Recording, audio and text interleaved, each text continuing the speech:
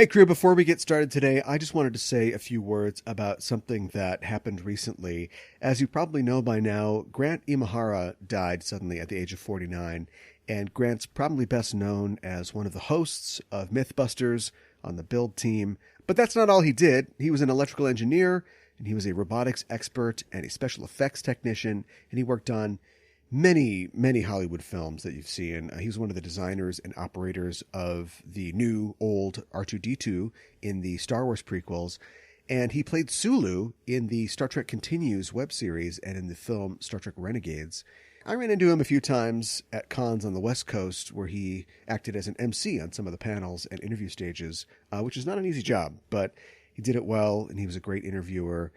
And just a smart guy, and just by all accounts, a really nice guy and really dedicated to his work. And he's gone way too soon. It's really tragic, and I think he had a lot more to contribute to this world of geek that we all live in. So our condolences go out to his family and his friends and coworkers on Star Trek Continues and Renegades. He will be missed. Well, today on the show, I'm speaking with Justine Mastin and Larisa Garski, who are licensed marriage and family therapists, and they have a podcast, Starship Therapise, where they talk about the intersection of pop culture, fandom, and psychology. I had a really fun talk with them, which you're going to hear right now, and I hope you enjoy it. In the meantime, you can follow us on Twitter at EISTPOD or on Facebook at Enterprising Individuals. You can check out our Patreon at patreon.com/EISTpod if you want to become a crew member of the show. That's it. Enjoy the interview, and with that, let's get underway.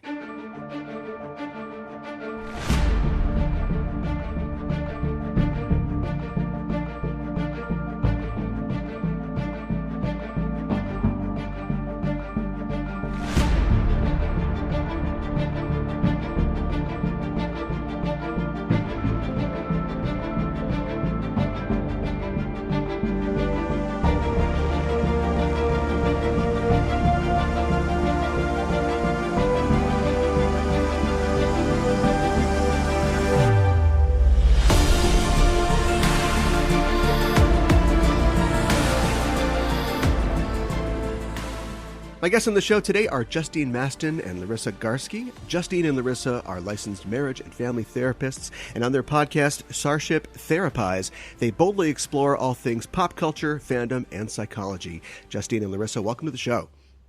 Thank you. Thank you. It's great to have you both. I always ask first-time guests to the show how they first discovered Star Trek and how they became Star Trek fans. Justine? Yeah, so I watched Star Trek: The Next Generation when I was growing up. Yeah, and I had this very strong affinity for Captain Picard and also for Riker. I was a big Riker fan. Larisa and I have talked about this on the show that I found him very charismatic, and I wasn't sure if that was like in a romantic or a wanting to be him kind of way. Yeah. And I think probably both. Yeah, why not both? Sure. Why not both? Larisa, how about you? I would say pretty similar to Justine. My entry in was Next Generation when I was very, very young. And I remember my two favorite shows at the time were Reading Rainbow and Star Trek Next Generation. Sure. And it really kind of blew my mind that Geordi LaForge could use his eyes during the day, but not in the evening. Yeah. Have you ever seen Roots? I have now. I mean, luckily I didn't see it back then. Yeah. When I was like 5. Yeah. I'm probably a little older, and they showed that in school once or twice. Ooh. And so, yeah, when TNG came out, it was like, whoa, the guy from Roots has got a banana clip on his face. He's in space. The space banana clip. Yeah, it was really, really exciting. Man, I loved some space banana clips. How did you two meet initially? Larissa and I met in grad school. Really? So, yes, we did. I did grad school twice because I'm an overachiever. So I have my master's in addiction counseling, and then I went back for a postmaster certificate in marriage and family therapy, and that's how we met. We met in my second grad school. Okay, second time around. Mm-hmm. Go ahead. I remember thinking that Justine was very impressive. Oh yeah, okay. Well, no doubt. We were doing some sort of dyadic group project, and I don't remember what. And I remember walking away. I don't remember what we did. I just remember walking away and being like, "Wow, Justine's really impressive. She seems like she knows where she's going and what she's doing." I got to work with her and do a podcast with her someday. Yeah. No, that was so not on the table at the time. But we wound up having an internship together and then discovered that we had this shared love of fandom. We did. And then we wound up working together. And then Larisa moved from the Twin Cities to Chicago. And the pod was kind of a way for us to stay connected when she was far away. And what kind of topics do you discuss on Starship Therapise? All sorts of stuff. Yeah. Yeah, it's really like no galaxy uncharted in terms of fandom and psychological topics. I think we tend to most often cover issues related to like families and systems, because we're both licensed marriage and family therapists by trade. So that comes up quite a bit. But yeah, we do Star Trek. We talk about the Avengers fandom. Supernatural comes up quite a bit. There's something that I've noticed in Trek, and we'll talk about this a little later, but in a lot of these shows, it's partially, I think, a product of there needing to be drama, but a lot of the families are incomplete, or the family relationships are contentious. You brought up Supernatural. Obviously, like their relationship to their dad is a huge part of the show. And I wonder if there's any, just off the top of your head, in fandom, any examples of like really healthy relationships that stand out to you, family relationships. Oh, wow. You can't see Larissa's face, but I can. And or maybe you can, I don't know. But I saw this moment of just like, oh no, a healthy family and fandom. Yeah, there's not a lot, but actually what the first one that came to mind after I thought, oh no, were the Troys, or the Troy Rikers, I suppose, because they hyphenate. Oh, yeah. The way that they're depicted in Picard, they seem like they have, all things considered, like a very healthy family, despite the fact that they've gone through multiple traumas, not the least of which is like the untimely death of their son. Yeah, and they live. You guys have clearly watched Picard. Let's talk about Picard. Like they live on this planet Nepenthe, and it is literally in the Iliad or whatever. It's a balm, a psychological or an emotional balm, and I wonder if it's.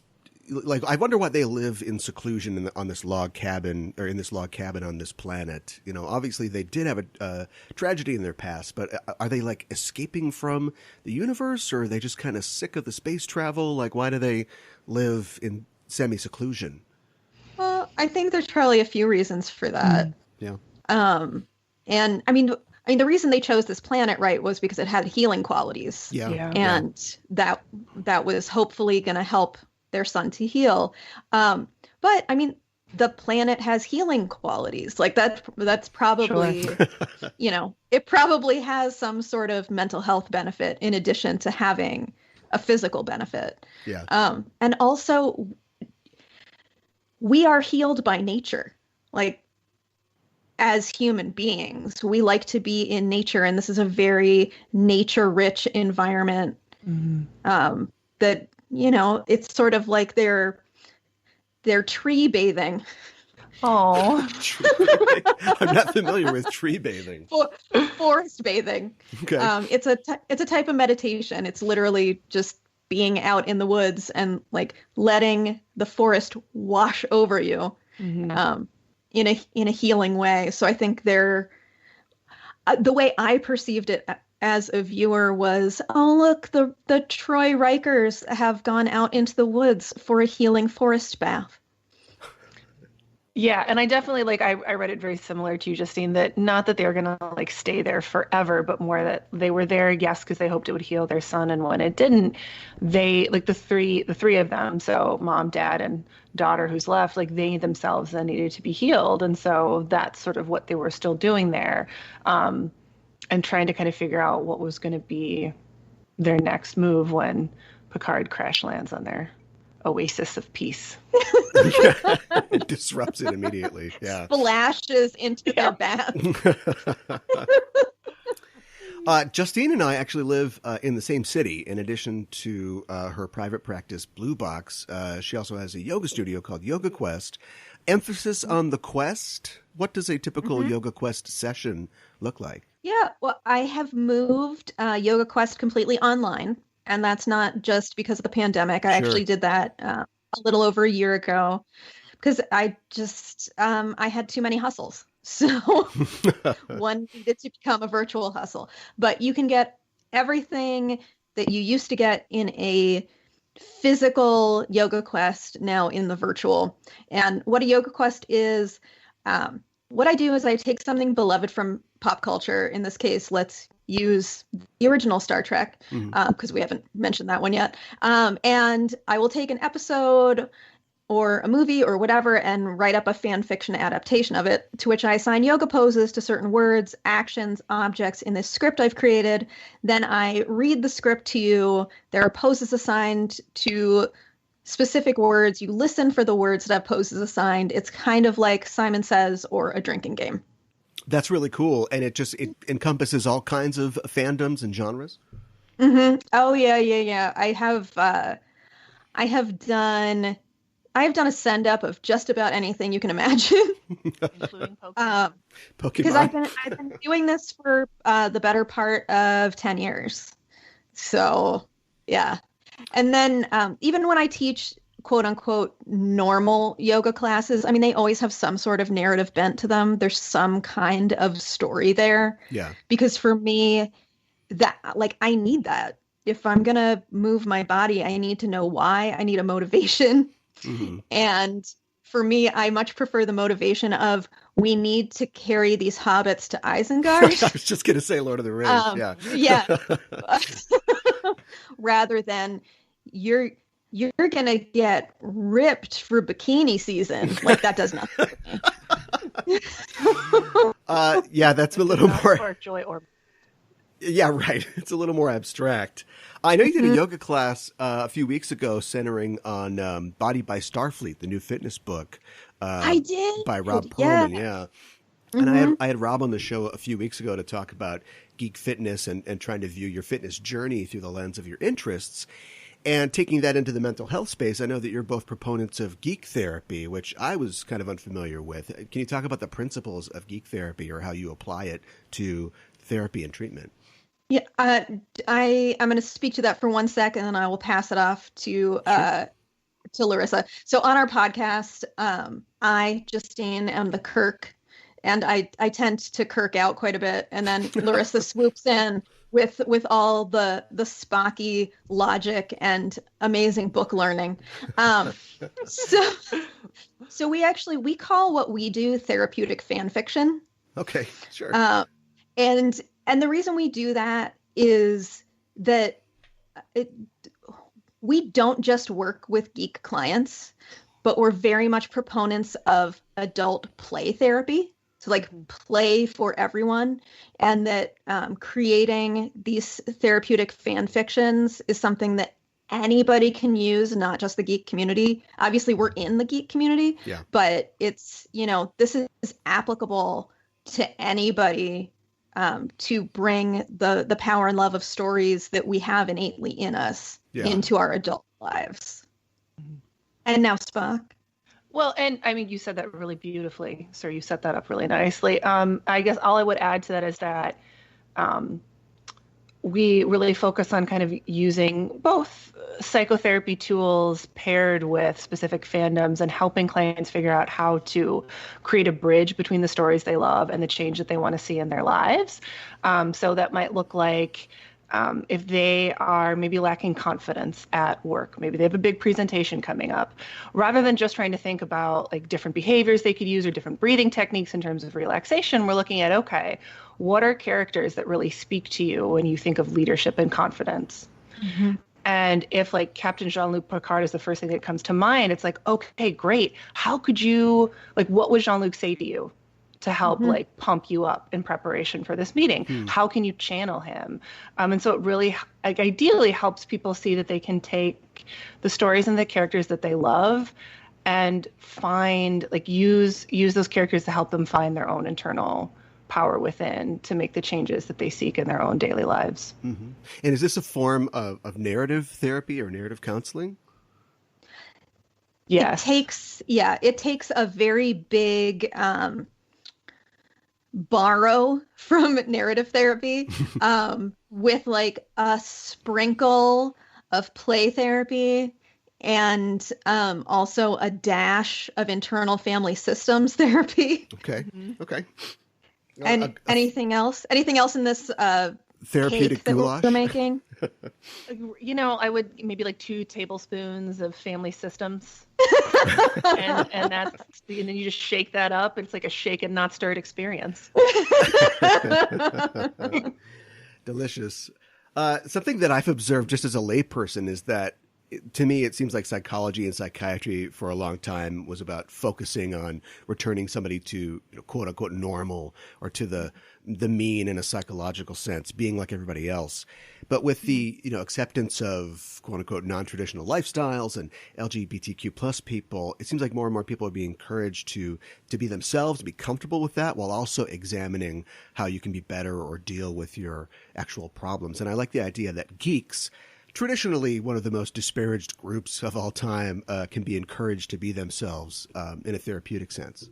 I mean, 20 years ago, if I told my therapist that I read comic books, the advice might have been, well, have you tried putting down the comic books, like the kids stuff? But now you guys are writing essays about comic book characters for books about psychology. And now we're writing a book. Yeah. Tell me about the book. Yeah. So the book is Starship Therapise, using therapeutic fan fiction to rewrite your life. And it'll be out in 2021, May the 4th, if all goes well. Okay. And yes, we get the irony of our mostly Star Trek themed thing coming out on Star Wars Day, but whatever. All fandoms are welcome. And the book it's a more cohesive compilation of, all of our pod topics and our writings. And the hope is that it's a nice self-help journey for folks to do at home. Yeah. Well, that sounds fantastic. And congratulations on that. Thank you. Well, thanks for joining me on the show today. Happy Memorial Day, by the way. Happy? I never know about that. Or just pleasant, perhaps? Pleasant. I solemnly Memorial extend you Day. well wishes. Yes. That made me feel like the Elcor. I get that reference. When you think of space opera or science fiction TV shows, I know personally I don't really think about somebody laying on a couch talking to a therapist, but that's apparently what Gene Roddenberry was thinking when he created the character of Deanna Troi for Star Trek The Next Generation. And Star Trek, back to the original series, had always been a show about emotion, even as Spock is in the corner repressing his. And it's always been a show about psychology as well. 9 times out of 10, Captain Kirk wasn't shooting the villain of the week with a phaser or drop kicking them. He was outmaneuvering them mentally and manipulating them psychologically. And I think I would agree with that. Mm-hmm. Yeah. And I think it's interesting that when the time came to start a new Trek show in the 80s, Next Gen, that idea evolved into, we've got a show that is almost 100 years past, the original show, showing 100 years of development of this utopian society. And, the Federation has decided that Federation starships in the 24th century, at least Galaxy-class ones, should have a counseling department. And the counselor would even occupy the third seat of the bridge. And it's such a weird way to go from just having Kirk in the center chair and then, yelling at Spock off to his right to really, with a little blue light on his eyes, the viewfinder, to enshrining, their counselor as, if not third in command, in that third seat. It's a real interesting commitment to addressing or at least representing mental health that I don't think you see in other sci-fi fandoms at the time. No, I can't think of any other sci-fi fandoms that was attempting to really take that stand around the importance of mental health and emotional intelligence and feelings being as important in the future as as anything else, right? As all of the technological advantages.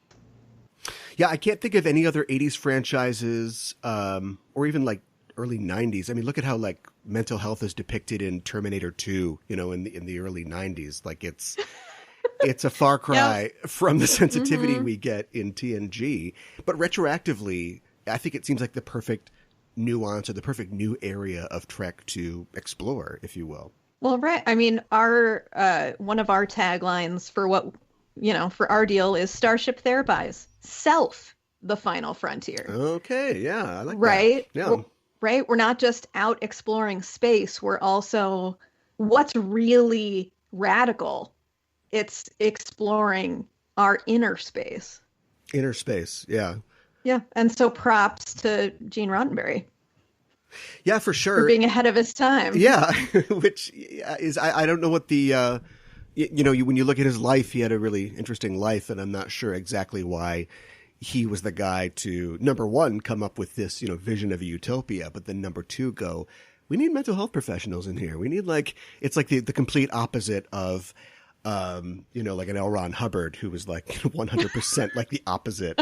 But he's like, no, we would totally have people, counselors and people to talk to in the future. That's just as important as anything else that we do. I do wish L. Ron Hubbard had that idea. Things would have gone a lot differently for a lot of people. But a pod for another day. Yeah, that's a pod for a different day. Yeah, emotions and people dealing with them are all over Star Trek. And if you look at other fandoms, Luke gets over his aunt and uncle dying really quick, and Han Solo never has any sleepless nights about all the crimes that he's committed and people that he's murdered.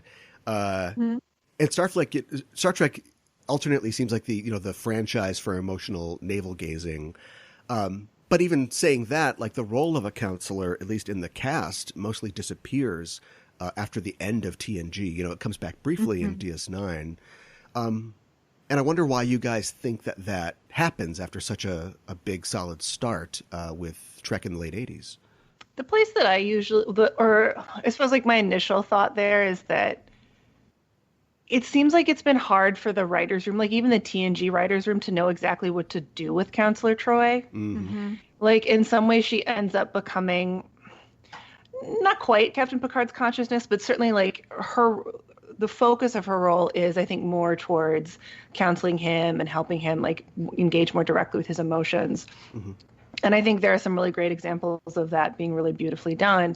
But I don't think the show goes there in terms of really like plumbing the depths of what would she be working on with her clients, right? Who are also her shipmates and her colleagues, and some of them are her friends. Which is a big no-no in our current society, by the way. That's against our ethics codes. Yeah, it would be considered a dual role, and Counselor Troi has so many dual roles because she's the counselor. So like theoretically in the 24th century, they've completely reimagined how one would do those kinds of therapeutic boundaries. So you could be someone's friend and ship's counselor and superior officer. And what the alternative would be her just sequestering herself in one part of the ship, and like nobody really is friends with her or knows her beyond just being the therapist. Yeah, like that would be the way we do it currently. Yeah, that would be rough. Which would be very lonely and terrible. Yeah. Right. Right, because I mean there are such things as like on-site coaches for big companies, who are, they're part of the team and they're also there for counseling purposes, but like they don't get to just hang out. Yeah, right. And especially if you were living if you were working where you live and living where you work, that'd be really complicated. And playing poker with everybody every Thursday. Right, yeah. I mean, the implication is always that like Troi navigates it beautifully. And there's certainly, I think, like echoes in Picard of how she might do that. Like there's different ways that like she names and will talk to like Picard, for example, about like, okay, well now we're using this role that we have where I'm more your therapist, and now we're switching over and we're friends. And she's very mindful and artful of the way that she does that. But we don't get a lot of that in the original series itself. Yeah. In the original series, Bones was a counselor of sorts, but his therapeutic tools were bourbon and gin mostly. A counselor in the way your bartender is your counselor. Well, actually, that's interesting because there are therapeutic modalities that would kind of like gel with the way that Bones was. Like, what do you think? Whitaker, Larisa? I think Whitaker, I think there's a little bit of like cognitive behavioral therapy that really focuses on like changing cognitions and changing behavior to like shift out of unhealthy patterns. I think there's some of that with Bones for sure. That's interesting. Yeah. It's not the therapist I would want, but right, it could be useful for someone. Right. And it was the therapist that they had. Yeah, that's what they had. So, Starfleet officers are, of course, military officers, so they're always preparing for or actually experiencing combat. They're also explorers, so they're always far from home, and they're experiencing isolation and restraint. They're cooped up in a ship. And they're space travelers, so they're always running into giant green hands or having their brains exploded by godlike beings or having to talk to aliens who live in the past and the future simultaneously. Like, every single crew member on the ship should be seeing a counselor every day. Yeah. I'm on a regular basis. Yeah, the kind of abysses that they stare into like every week are just that's a lot of on-job stress. I mean, when you say it like that, I feel like there's such untapped potential in terms of like depicting the role of the counselor on the ship, and it makes me really hope that like they will do more of that. They haven't so far done it in like the new Star Trek Discovery, in terms of having a counselor role, but it's certainly like there's a lot of untapped potential there for sure. Call us. We'll help you write it. Right? No, we would be happy to consult for sure. We'll give your contact information out at the end so people can get in touch with you. Great, perfect, wonderful. Just leaving the horrors of space phenomena aside for a second, the real-life experiences of our men and women in the military in our real world have to be very similar to what Starfleet officers deal with on a regular basis. There's probably that feeling of deployment when you're in the field or you're in enemy territory in the real world. And when you're out in space, you're away from the safety of Earth or a starship. Having that low-level feeling of peril sort of always be present.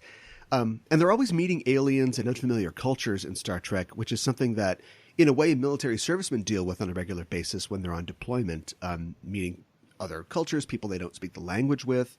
And maybe it wasn't such a factor in the original series when Kirk and company were just bringing democracy and capitalism to the spacemen. But in TNG and beyond, Starfleet is very careful to respect and not interfere in other cultures, and it has to be stressful maintaining that practice. I think a lot of Captain Picard's sort of introspection, his navel-gazing moments are him just wondering, did we do the right thing in that case? We helped somebody, we didn't help somebody. How do I live with these choices that I'm making? Because I have this power over this other race that I don't really want. Mm-hmm. Yeah, I hadn't thought of it that way, but it does sound like Picard has awareness of the power dynamics, and he doesn't want to abuse his higher systemic rank. Right. Yeah. Yeah. Which maybe would indicate that they are more advanced than we are. We have learned something in all those years. Yeah. Yeah, instead of just just Kirk flying in, disrupting your entire society and laters and then just taking off. And we never see how those people exist now that their computer's been talked to death or whatever the situation is. It also it adds another valence to something that Justine and I talked about while we were sort of prepping for our conversation today in relationship to Picard and his anxiety about being more of a parent figure to certain of his crew members and then other folks that he encounters out on his alien exploration. And I hadn't really ever thought of it in terms of the prime directive, but I think that probably was a component of that too, of being so aware of his position and his power and his privilege and not wanting to overstep and really worrying about, am I getting it wrong? That's a fascinating idea. Just tying in the idea of him initially being uncomfortable around children and being a father figure, sort of extending to his desire or his behavior of just not wanting to influence other cultures and things like that. I think that's a fascinating and possibly debilitating thing for an explorer to have. Like, you are literally touching everything when you go out there. And so putting this man in charge who has this desire to see and experience, but also does not, he's an archaeologist, and he doesn't want to touch anything or ruin anything. That's a very fine line to walk. Yeah. We're doing a lot of nodding over here. I can hear it. We're doing a lot of compassionate nodding. That's what therapists do. Yeah. I didn't know I was going to be talking the whole hour, but I guess it makes sense. There was then there's the space hazards. Going back to them, flying at incredible velocities through the void in a ship powered essentially by a colossal bomb, and not knowing if you're going to get turned into a cube by aliens, or if you're going to be assimilated and have your limbs chopped off, or just be good old-fashioned blown up by some Romulans. There's a character in the TOS episode The Naked Time named Termolin, and he gets the space madness. And as soon as he, the space madness makes like your unconscious sort of desires and anxieties come out. And the first thing he talks about is his obsession with the improbability of space travel. Like, he's like, if God had wanted us to be in space, he'd have made us breathe vacuum. We shouldn't be out here, man. And I have to imagine that exists in almost every Starfleet officer to some degree. Just like how NASA astronauts, no matter how cool and steely-eyed they are, has to think like, I hope those seals hold when we get up there. Yeah, there would be such a sense of uncertainty. Mm-hmm. And right, because obviously you're taking this huge leap of faith and you trust the people that you work with. And also, this is so improbable. I have that thought when I get on an airplane, when we were allowed to fly. I remember that. Where I would be like, I have full faith in the people who built this thing, right? Yeah. Mm-hmm. And the people who maintain it and the person who's flying it. And also, like, when I walked through that door just now, it seemed like a real tiny door between me and 30,000 feet above the ground. Yeah. Right. Like, of course, that just, even if it's not in your conscious awareness, like, that is swimming around in the unconscious. This idea of like, what am I doing here? I don't belong here. How is this thing flying? Yeah. Yeah. Well, and it's very much, it's like in the body too, how disorienting it would be to be in an entirely artificial environment.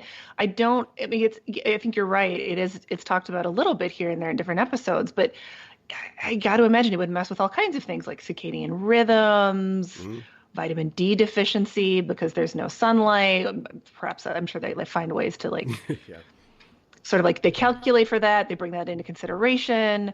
But it's also interesting to think about this in light of where we started, because we started with the Troy Rikers and their tree bathing. Right. And I hadn't really thought that like perhaps this would be an even more powerful experience for them because they'd spent so much of their lives, the two of them, living in outer space and getting used to all these different artificial environments, that being back on a planet's surface, surrounded by all different forms of life, would have probably like meant a great deal to them and had a profound impact on their physicality and their physical structure. Yeah. I mean, for the people who were born or lived on a planet, I'm sure there's a lot of people in the Federation, and they don't make a big point of this, but that were born on a ship or were raised on a station or have never, touched Earth, as it were. Yeah. But I bet, all things told, Counselor Troy hears a lot about claustrophobic nightmares, nightmares of people suffocating or something like that, or freezing. Yeah. That has to have an effect. But luckily, Starfleet has a wealth of therapeutic tools and professionals to help with that. And because it's sci-fi, telepathy and empathy often come into play.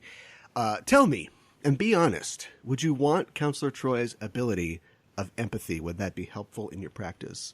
I'm going to say no. How about you, Larisa?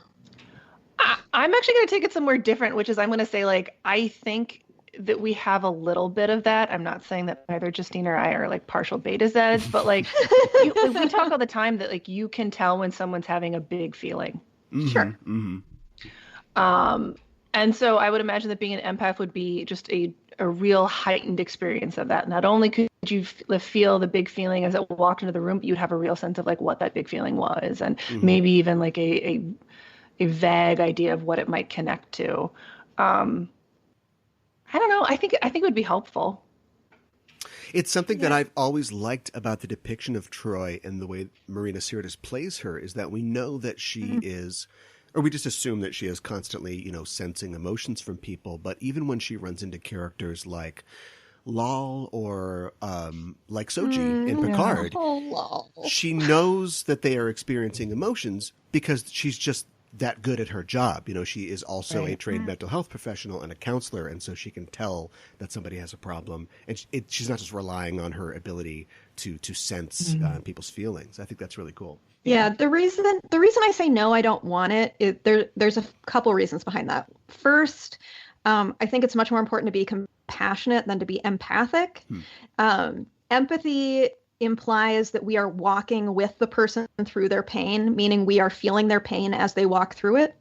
And it's much harder to be objective if we are also feeling like if somebody comes in to talk to me and just experienced a significant trauma, it would be very hard for me to walk them through that trauma if I too am feeling the traumatic effects of that event. And so being able to have compassion for them, but hold the distance, the space between us, I'm able to have more objectivity and not absorb their feelings as much. Because that'll burn you out. Maybe not betazoids. It would burn me out. Betazoids have to go through, and I apologize, I'm blanking on like which Star Trek book, but I remember there was a Star Trek book that featured Deanna, and I think I talked my parents into getting it from me at the supermarket. Whatever, that's not important. What's important is that there's this section in the book where it's like a flashback, and she remembers being a child, like a little baby on Betazoid, or Betazad is the planet, I think. Baby Betazad. I really want to make that one word. I'm just going to step back. That's fair. Puns are really your thing. And part of what she learns in nursery school one of the first things you learn is how to create a like mental block. So how to create a separation between you and the other person so that you are not just overwhelmed by everybody's feelings all the time. And so I would imagine that like Troy has had to she's done a lot of that work, and that's part of it. Like, that was like part of her childhood, was learning how to create some of that separation so she can have that objectivity and isn't, as you're saying, Justine, like burnt out.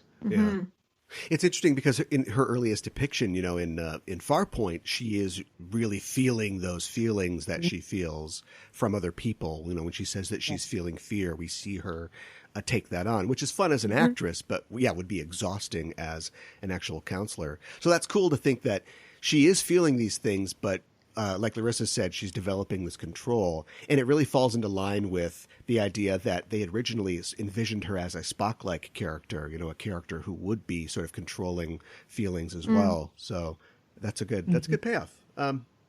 But it gets her in trouble as much as it helps, though, because somebody's always hijacking it to torture her with music box tunes or something like that. True.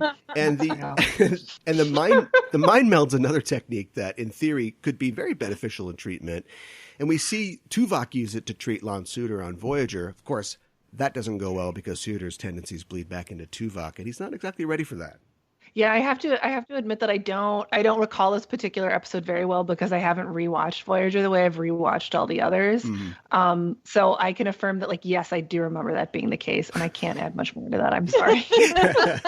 And Tuvok, for as smart as he is not, a trained counselor. He's not a mental health professional, but his first response to anytime we've got a catatonic person or somebody experiencing emotions is, I will do a mind meld. It's like, is that a good idea, buddy? Do we want to do that?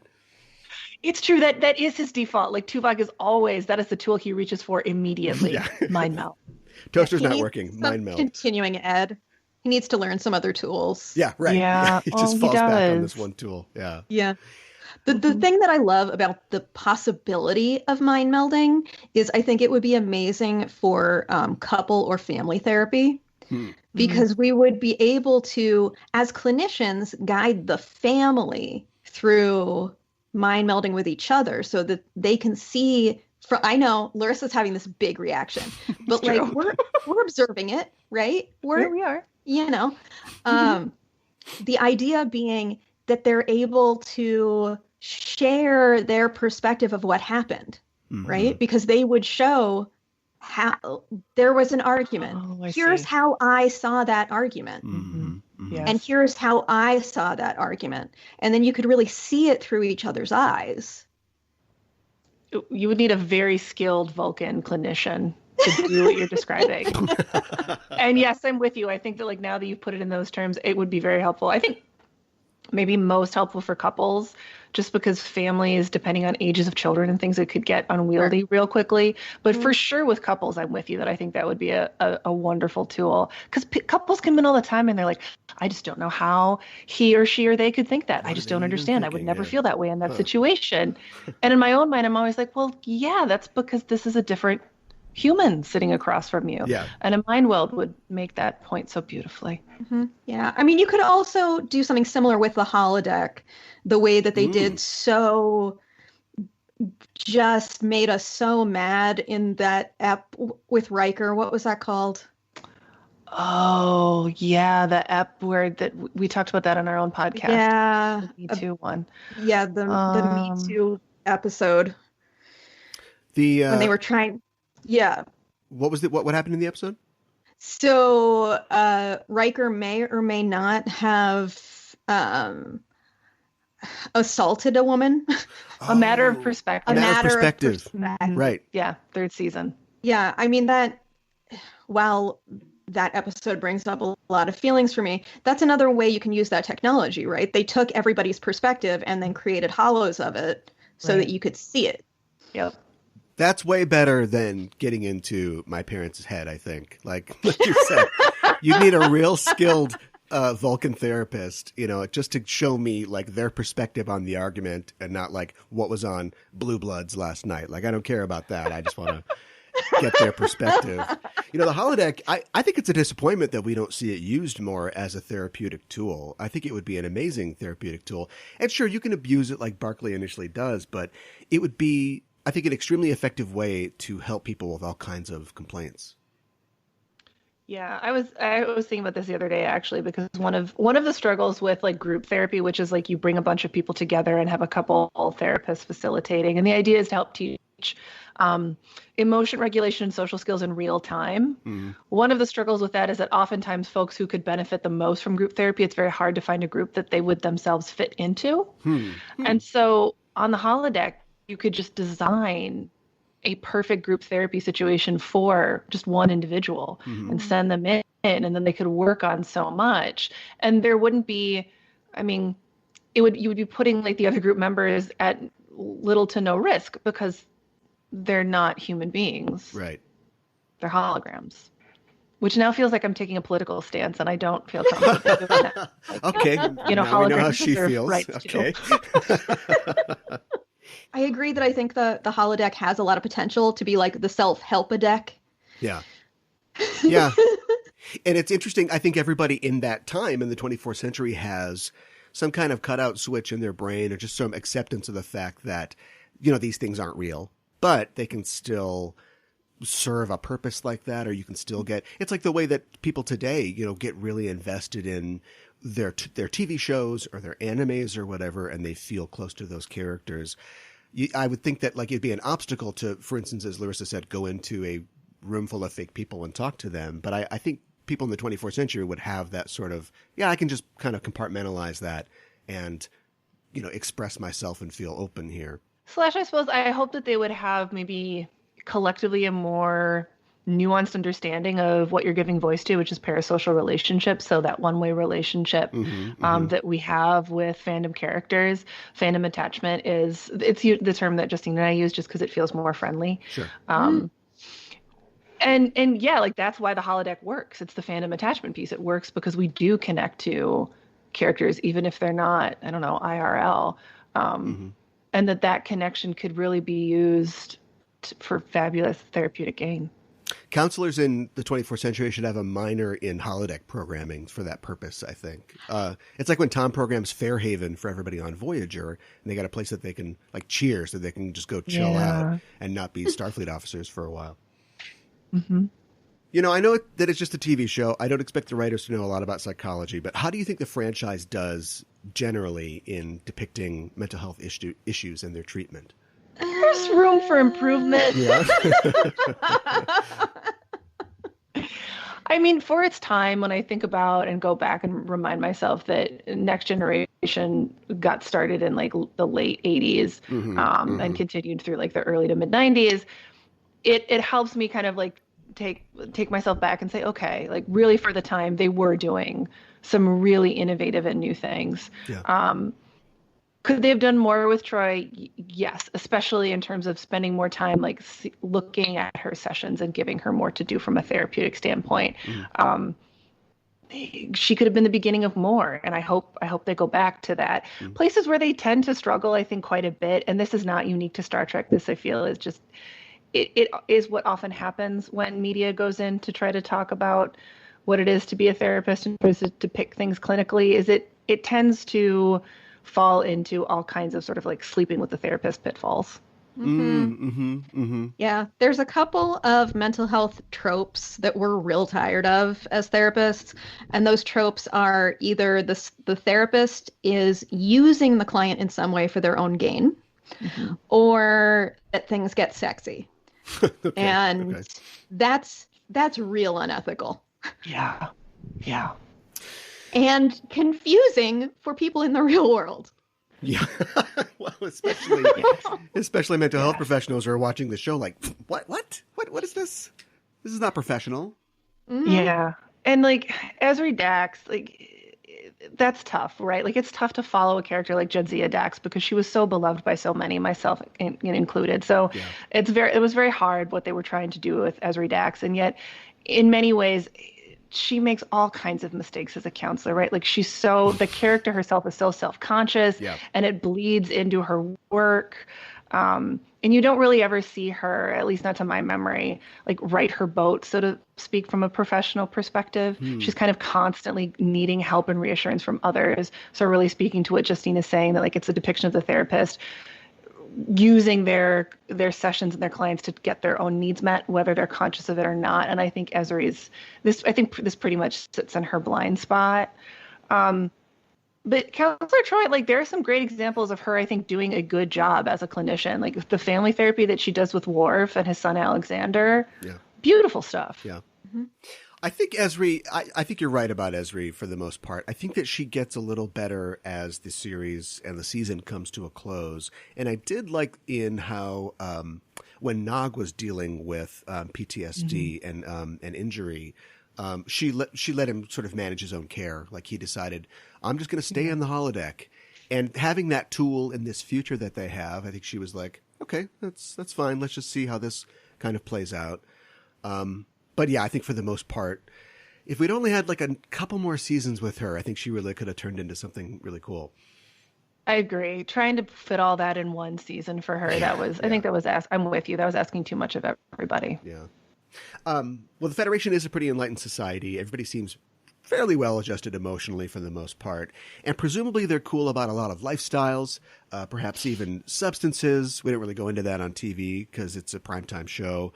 Right. But people can handle their synthahol or whatever. And we don't really see any kind of self-medication until recently on Picard, where Raffi enjoys snake juice or a glass of wine or 5 every now and again. But it must be happening off screen on all the shows.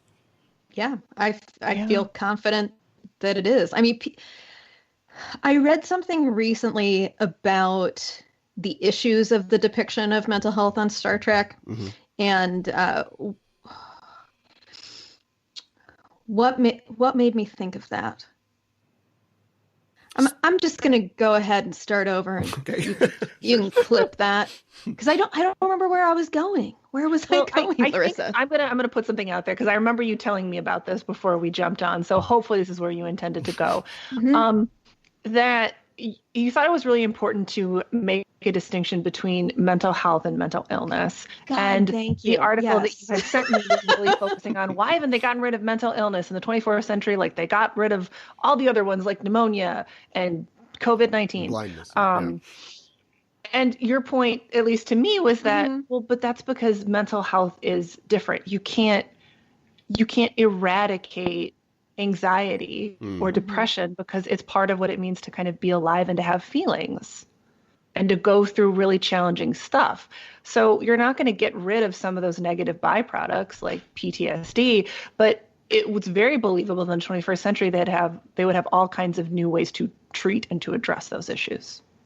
Yes. Oh, thank you for knowing what was in my mind, Larissa. You're welcome. You guys are a good team. I'm your Vulcan companion. This is what I do.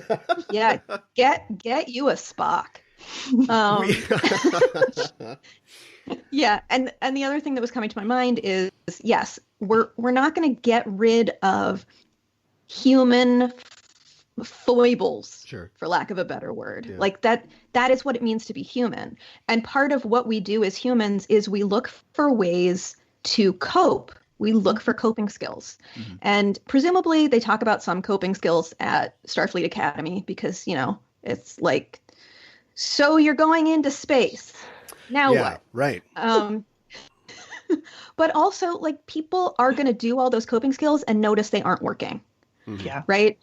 They're gonna do aerobics with Dr. Crusher and Deanna Troi and be like, I don't feel better.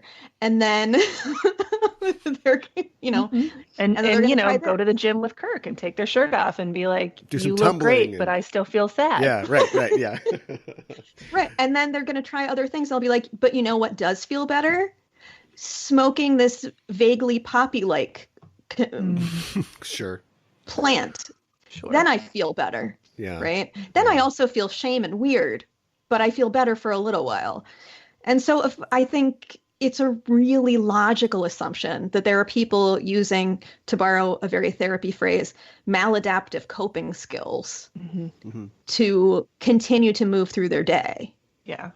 And in that, they do a good job using the holodeck to show that. And as with all like maladaptive coping tools, it's not the tool that's at fault, right? Like, it's not a moral issue with the tool. Tools are neutral. It's a question of how are you using it and in what context and how frequently, right? So like Barclay is one of the first folks that comes to mind when we think of someone who uses the holodeck in a way that does not really seem to serve him medium or long term. He's doing the best he can, and it's causing him a world of trouble.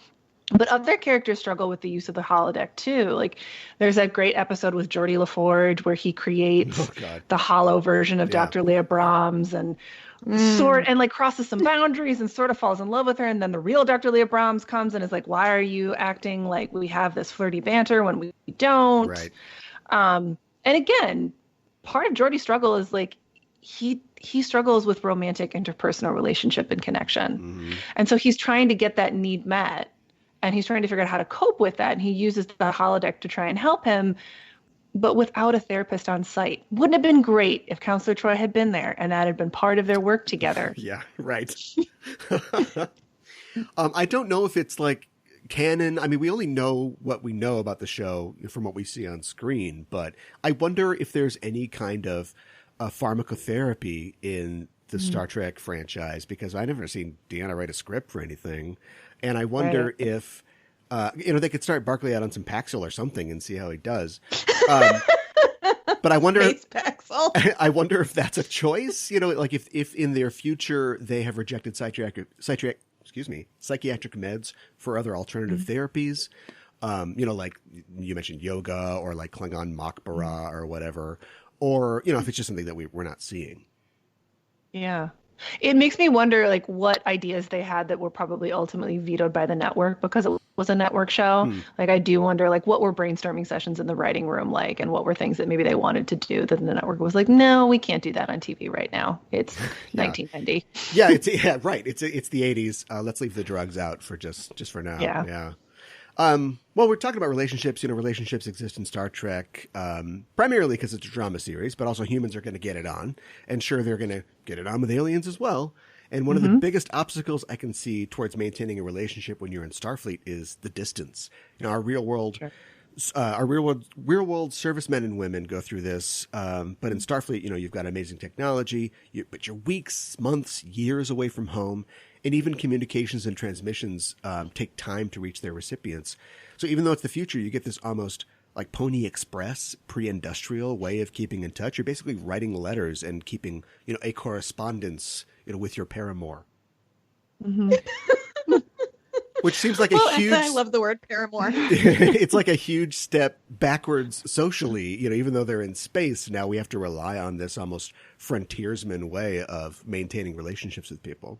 And I think they explore that. I don't know so much in TNG, because if memory serves, Miles and Keiko are pretty much regularly together on the Enterprise. But on DS9, like, Keiko leaves and does all kinds of things, in part because the actress herself didn't want to be a series regular. But then they were able to then use that problem that they had in terms of like the actress's availability to have that kind of dialogue between Miles and Keiko and show the ways that their relationship struggles when Keiko, for example, wants to be gone for months and months on a botany expedition on Bayshore, and Miles is like, please come home.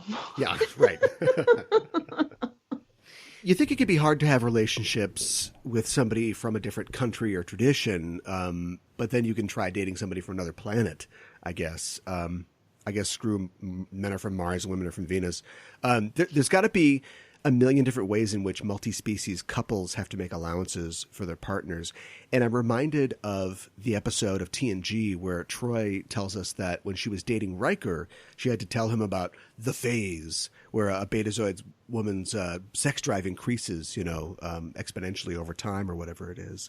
Or even something like the Ponfar, like you start dating like a nice Vulcan and it's like, when do we get to have sex? Wait, what? Like, how many years? Yeah, that must be an interesting message to deliver. Right, yeah. Right, like I'd rather not imagine what that was like between like Amanda Grayson and Sarek, but that seems like that'd be hard. It really. These are important conversations. Yeah, you have to have them. That all couples really need to have as they start to get serious. Is there's this saying in family therapy that I'm going to butcher, so I'm just going to paraphrase it, which is every couple is just two families trying to recreate themselves. And so you want to know what kind of structure your partner is trying to recreate. Yeah. And in this case, it's not just their family, but also their system, their society. So like, hey, what did it look like for you growing up? Like, what was that like? These would be... I would love to offer interspecies couples some talking points for both early in their relationship and as things get more serious, Sure. Like, so you're about to get physical with an alien. Like Worf and Dax seemed like they could have used some of that. Like, because like early on in there, and it seems like this is working for Dax, and I'm sort of, part of me's a little surprised it made it on network TV, but when it comes to like heterosexual depictions of sexuality, it seemed like there was a little bit more leeway there. But there's definitely like a BDSM component that's hinted at between Worf and Dax, in part because Klingons like it rough. Yeah, well, yeah. And also just like when they decide to get married, of course, it's sort of an analog for he's very orthodox and she's just, nothing. Like, so she has to go through all these trials, literal trials, with his family in order to satisfy them, and has to make a choice about whether she wants to continue that or not.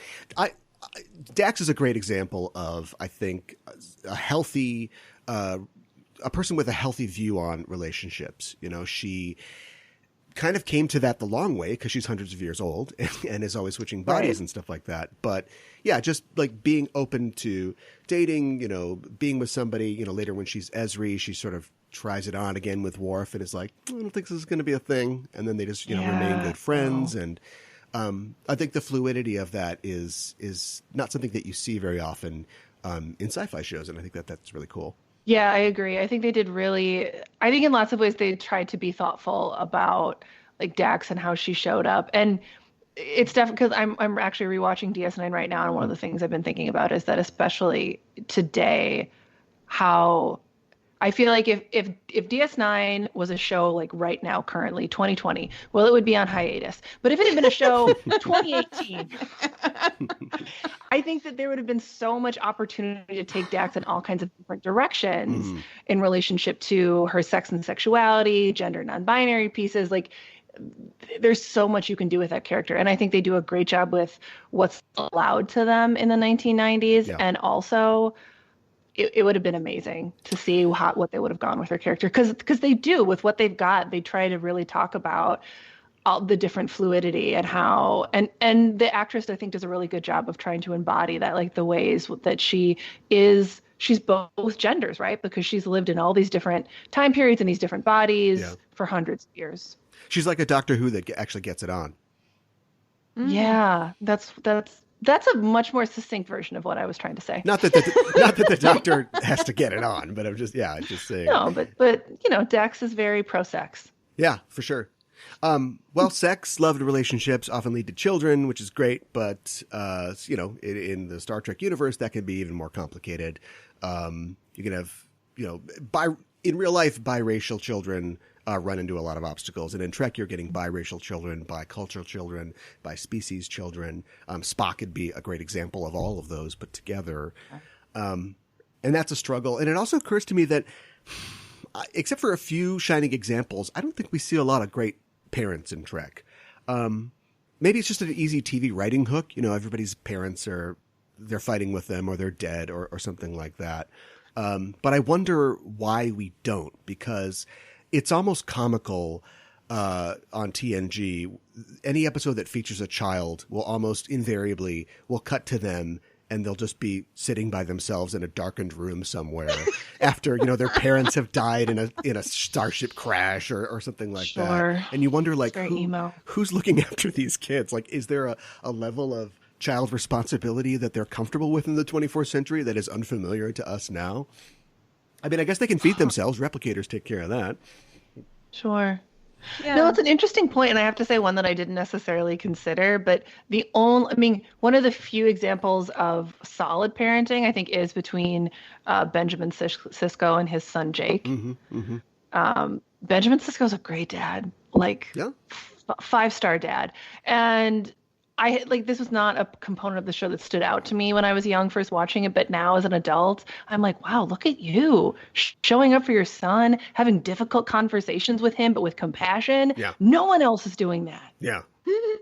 Like the O'Briens have this thing where, like, they talk between their children when they're upset. So, like, they make Molly, their daughter, be like a messenger when they're irritated. And and poor little Molly's face is so confused. Right. It's not great. It's not great. And then you have Wesley, who just wants Picard to be his dad. Like, he just wants Picard to, like, sit him down and be like, son, I know I'm not your bio dad, but in every way that matters, I choose you. Right. And he doesn't do that for Wesley. And I think it does have, like, long-term, I think it does some damage to Wesley. Yeah. Well, he finds a father figure in a 3-fingered guy who takes him off into the cosmos. So he runs off with the Traveler. He does. Oh, see that, and that's because of early attachment concerns. That's what happened for Wesley Crusher. There you go. He had anxious attachment, and he found himself a strange older man to attach to.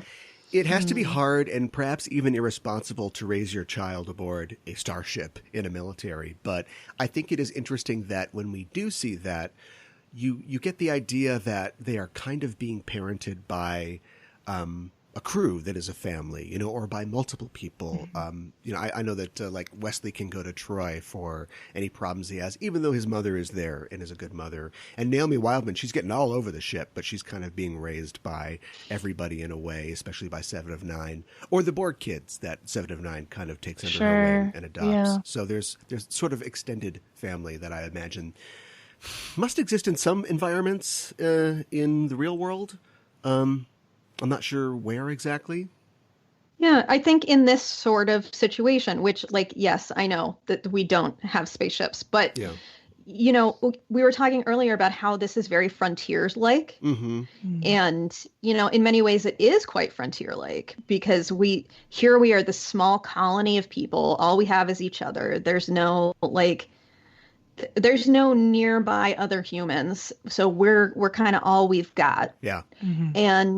And we can infer that the crew of the Starship Enterprise make meaning through this community. Mm-hmm. So not just through the work that they do, but through the life that they lead, which makes it worthwhile to them to be gone for so long and put up with things like however long it takes to send a message back home. Because, people will basically put up with any how for a why, which is a bastardization of a Nietzsche quote. Well, and kind of going along with that, I think Star Trek does a really nice job of giving voice to family of choice. So this idea that it's not just the family that raised you, it's also the family that as an adult you go out and you choose and you form these really beautiful, wonderful bonds. And I mean, and so when I say that, and when I even talk about family of choice, frankly, like in a clinical context, what always comes up for me, or almost always comes up for me, is the poker scene that they regularly like reference in the show and depict between Riker, Troy, Data, Crusher, Geordi, Worf, and then finally in the final season, the captain joins. Right. Which in some ways is a really, like, it's a beautiful arc for Jean-Luc, because it's very much him kind of, it seems like making peace with this idea that like he can be a parental figure and he can be a part of a family. He had such anxiety about how to do that. And it does feel like part of his hero's journey in the arc of the show is learning how to connect and how to have that feel like a safe experience. Which is a lesson we all can learn. Yeah, for sure. Well, Justine and Larisa, we could just go on and on and on, but we'll probably bring it to a close here. Thanks so much for talking with me today. Where can people find you and Starship Therapise online? People can find me, Justine, at my website, blueboxcounseling.com, or on Instagram, Facebook, and Twitter at Mind Body Fandom, because I take a holistic approach to healing mind, body, and fandom. And then our podcast, Starship Therapise with an S, just like the Enterprise, is available on Apple Podcasts. And you can find me on Twitter at Spock's All Ears. That's all I've got for now. You can find me there. Great. and Starship Therapise is also on Facebook, Instagram, and Twitter. Oh, yes. So feel free to engage with us. We like talking. Engage, nice. As you have currently discovered. And remind us one more time when your book is coming out. May the 4th be with you. May the 4th. 2021. Okay. Yep. We're working on edits as we speak. Nice. Well, thanks again for talking with me. Thanks so much. Thanks for having us. Yeah, this has been great.